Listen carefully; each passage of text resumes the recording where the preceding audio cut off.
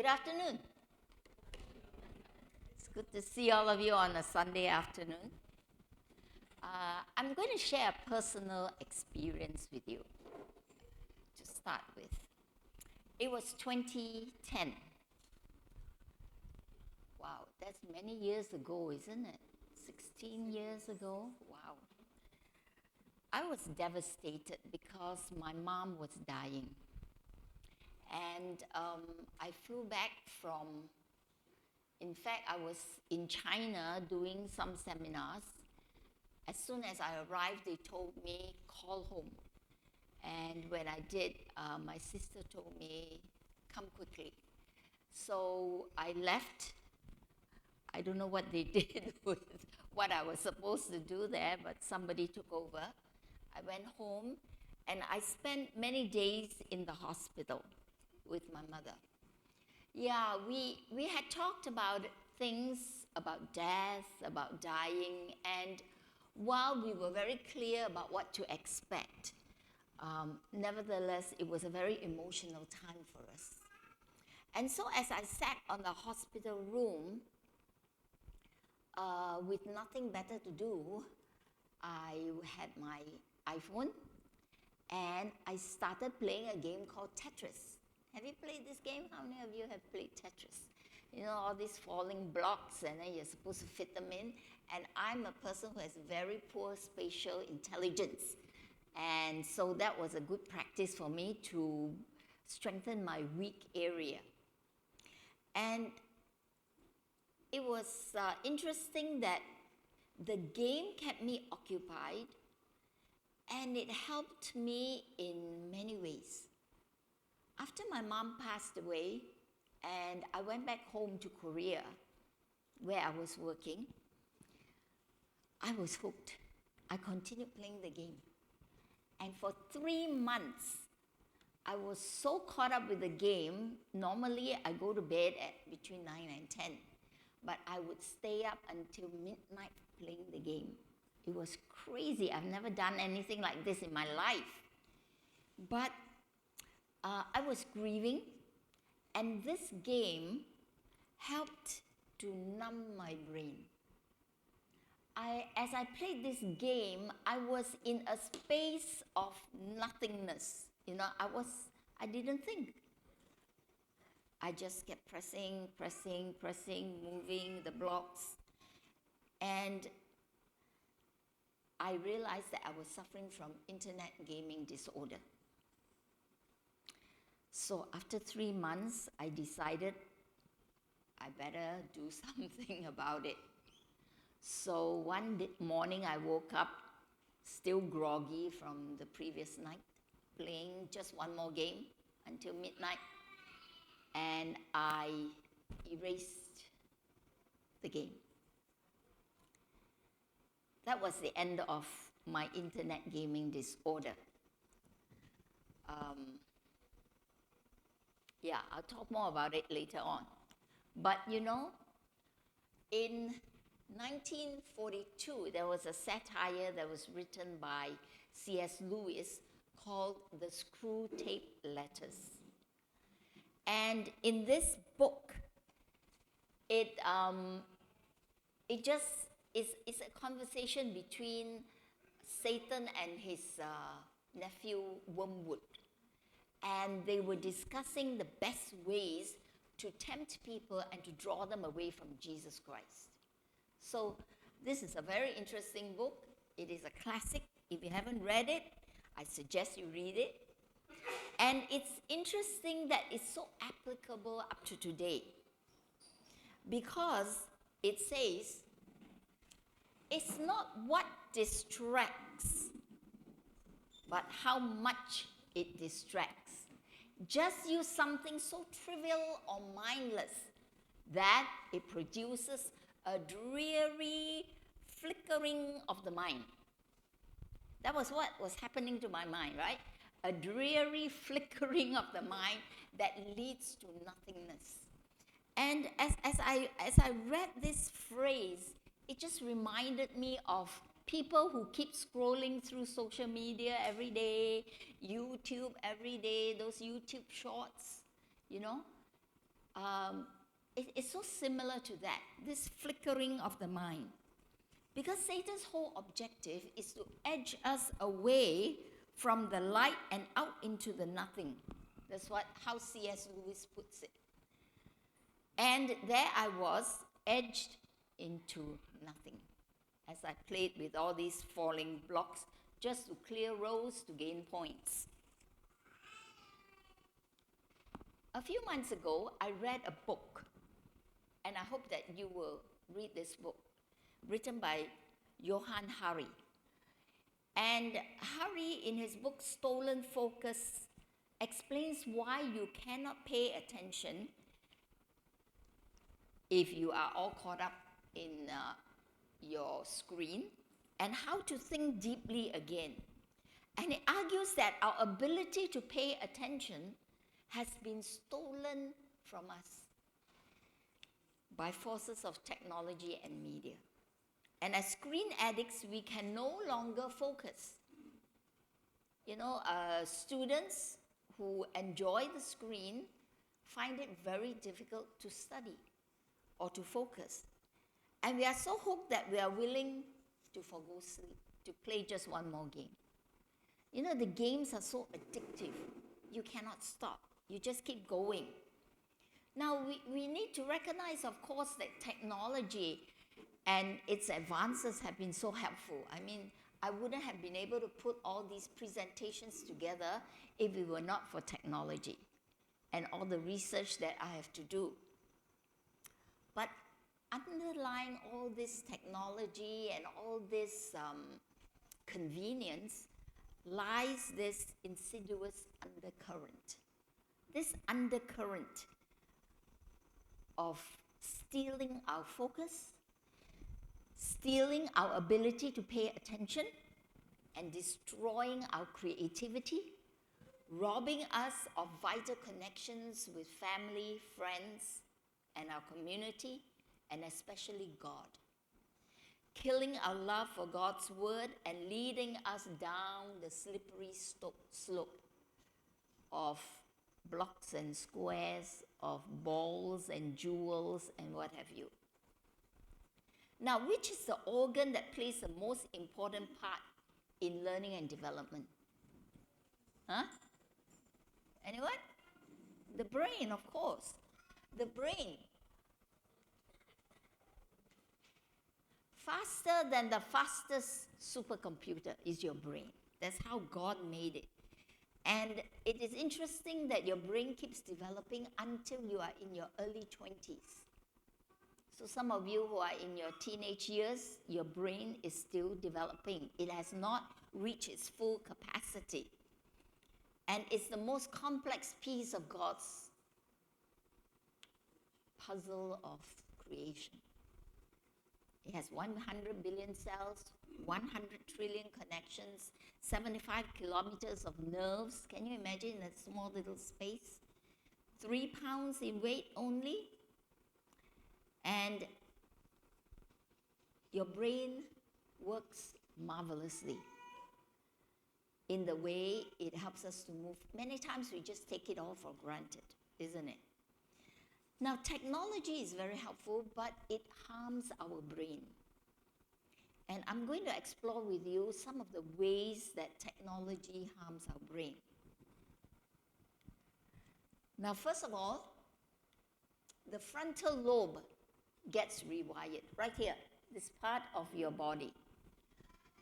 And the violence that often is associated with gaming desensitizes our brain, increases aggressiveness, at-risk behavior.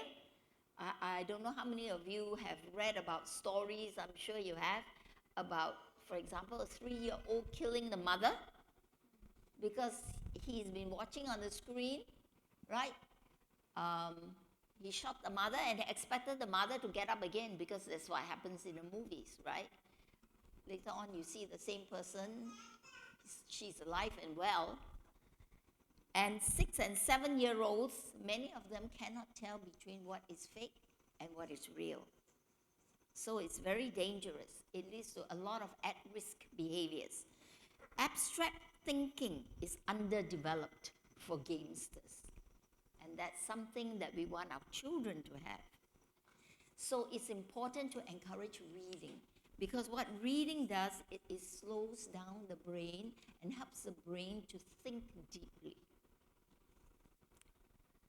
Now, what are the effects of social media? Body image problems. Yeah, kids are unaware that many times what you see is not what you get, right? People curate their photos and all that. I send my photos for advertising, and my husband looked at it and he said, "Who's that?" He couldn't recognize me. So probably there has been some improvement, making me look younger or something. AI, thanks to AI, that's right. And identity issues. As all these pictures about people are curated, and all they're interested in is to get what? Likes, right? Yeah, I know my friends post something on social media and they want to see how many likes they will get. Is it 1,000? Or is it just 10?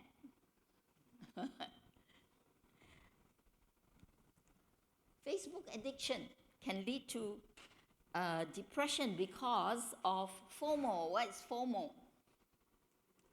Fear of missing out, right? You see, wow, so many things are happening to my friends, and I don't have any of these activities. Envy, anger, jealousy, low self-esteem can be associated to Facebook. Okay, so we need to protect our kids' brains. And it's Satan's specific goal to destroy this part of your body, the frontal lobe, which is the command center. God created brain circuitry in the frontal lobe with infinite possibilities.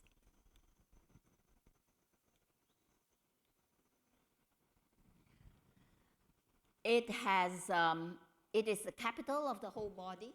The real you, right, your personality can be found here, right? It is also this place that is your conscience. You exercise the will right here. Your decision making is right here. And intentionality. You make your choices right in this part. You discriminate between right and wrong here.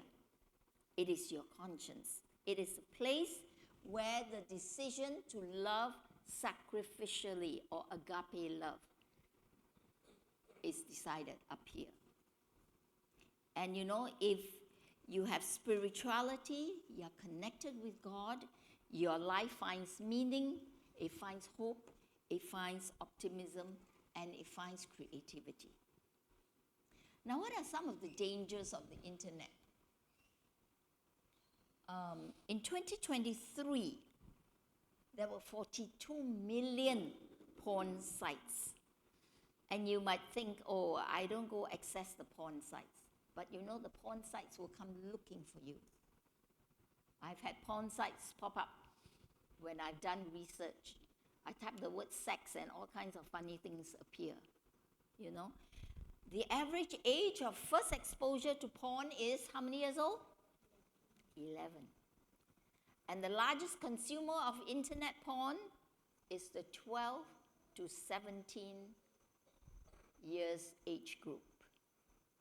So watch your kids. And 70% of sexual advances over the internet happen when the children are using a home computer. 20% of parents do not know any of their children's internet passwords, their IMS nicknames, or email addresses. Right? That's how ignorant parents are. But maybe you are not those kinds of parents because you are here today. Cyberbullying, 90%, between 9 and 14. And only 15% of parents know that their children are being bullied in cyberspace. I found this 7 News Sydney that told us, this is from Sydney, a scary statistic. 400% increase of young people getting dementia between 20 and 44, traced to overuse of internet, causing memory impairment and loss of attention span. This is scary, isn't it? And we don't want our children to be heading that way. What is the latest research on tech kids? I got some of these statistics. 75% of 2-year-olds have access to a phone. 75% of 13 to 17-year-olds have their own phone. 8 to 12-year-olds have 6 hours of screen time daily. Wow, that's a lot. And teens check their social media 10 times a day and spend 10 hours daily on screen. I can imagine that. You know, I live very close to several schools, and sometimes I'm on a bus when the school children come out of school. And guess what? Everyone has a handphone, right? They're either looking at it, playing games on it, or shouting vulgarities in the bus. You know, 1/3 of kids have a screen in their room. Now, what does this do? The blue light emitted and the radiation decreases melatonin, which is very important for sleep, for deep sleep.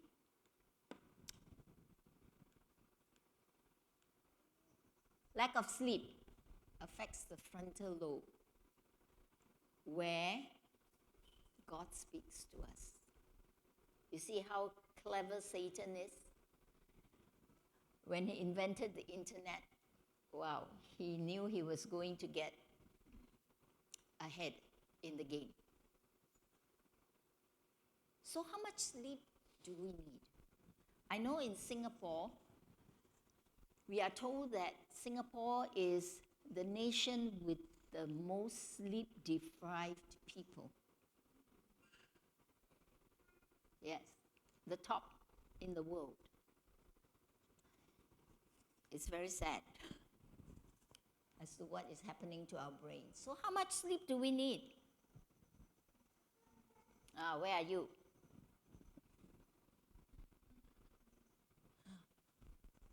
I think I'm way at the bottom. I don't even get 7 hours of sleep. Many nights I don't get 7 hours of sleep. I think it's a bit high to say 7 to 8 hours, right, for seniors.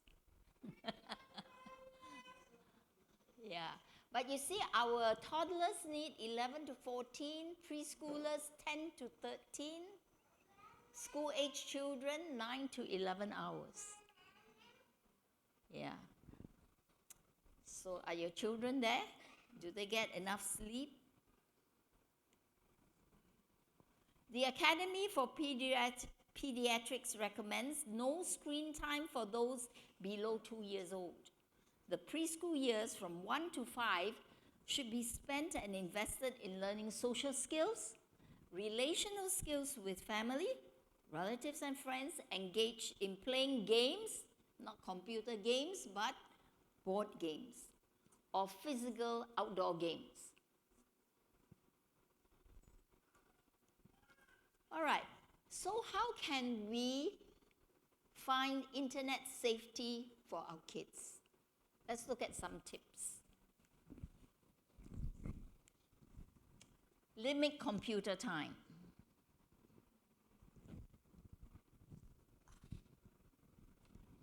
Surf the internet together with your child to be safe. So you look at what they are looking at and you are informed. Know your child's passwords and what he or she does online. In my family, we keep the passwords. We don't even trust them with it. They don't know their passwords. Use child-safe engines and portals. We have Ask Jeeves Kids, Yahoo, FamiSafe, Covenant Eyes. They have the ability for you to control the usage of the internet. Encourage a child to report any suspicious activity they see.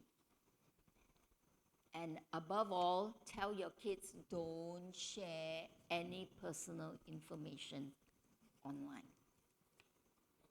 I'm glad Australia is doing something. Have you seen this?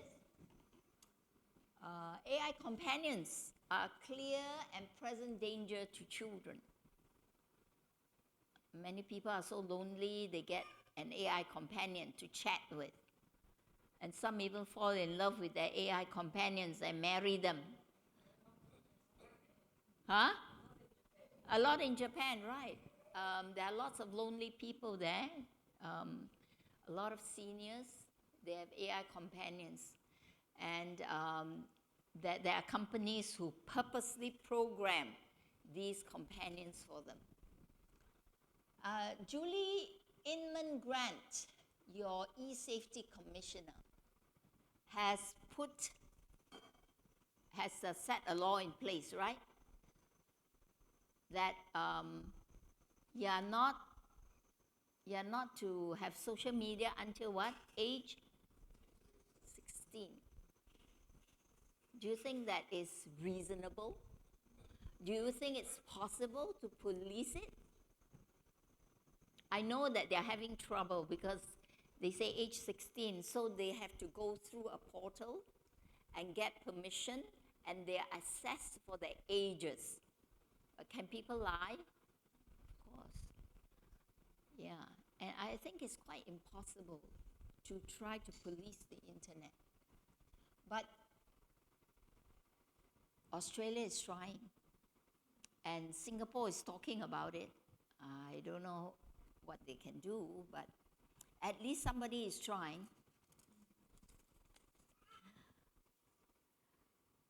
So we hope that pornography, social media platforms, gaming sites, and AI services will be limited for our children.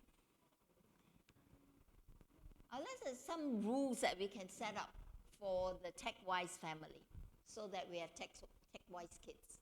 Screens are not to be used as a babysitter. Okay, avoid that. It's just amazing, isn't it? When you give a child a screen, they immediately become very well-behaved and quiet.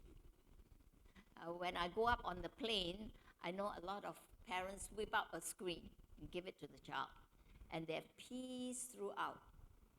No more yelling kids. Balance family time with screen time. Set rules for how much time they can spend on the screen. But I tell you, this is, you set the rule, it's very difficult to maintain. Yeah, I have two grandkids at home, 10 and 13. And then I tell them, okay, I'll give you 20 minutes. 20 minutes is up. No, Papa, no. 5 minutes more, 5 minutes more. And 5 minutes later, no, I'm not done yet. I'm very near to finishing, please. I'm winning.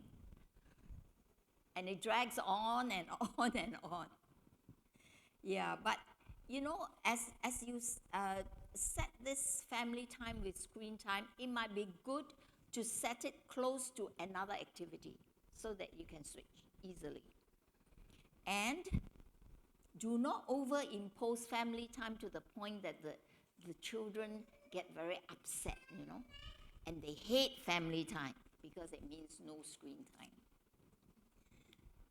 Set tech-free times. What are some of these times?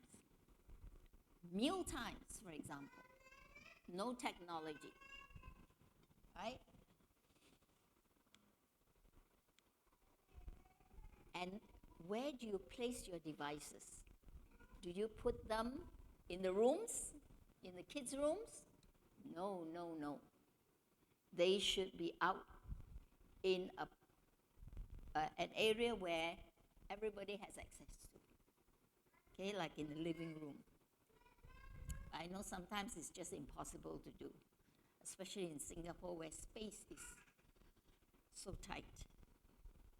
And make sure you have consequences if the rules are broken.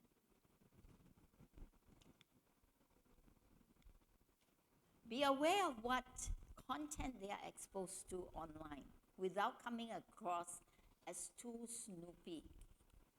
Okay, especially when it comes to teenagers. You don't want to let your teenager know that you are snoopy. They get very mad at you. Be engaged with them on screen. Teach digital responsibility. Sit with them. Look at what they are looking at. And you can discuss your values with them at that time. Very important to encourage reading. Okay? To slow you down, to do deep thinking. And as a parent, it's good to read to your kids. I'm sure all of you do that. All of you are good parents. Read to your kids, ask questions, lead them in discussions, especially on values or topics of interest to them. And make sure that you have in-person time versus digital connections. In other words, getting to know people face to face. Have you seen a lot of the young people nowadays? They are sitting next to each other and texting each other. Have you seen that? It's so ridiculous. One time we had some visitors come from overseas and the kids were teenagers and they were all standing around in a circle next to each other and they were texting each other with my grandkids. I said, why don't you all talk to each other, right?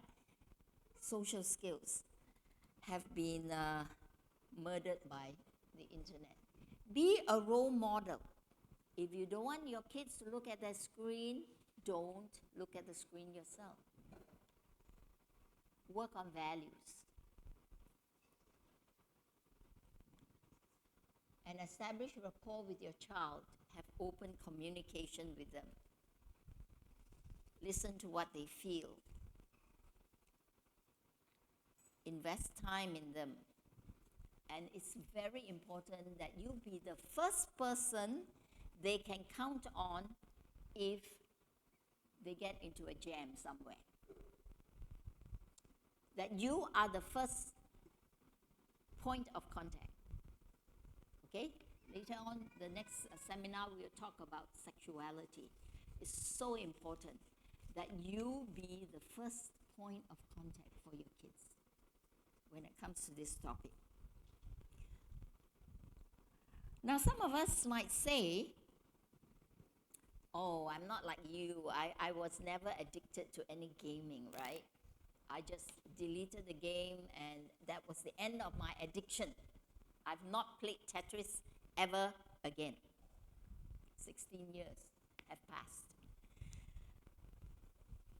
But you know, anything that takes our attention and our eyes off our Savior and which we prioritize over a relationship with God.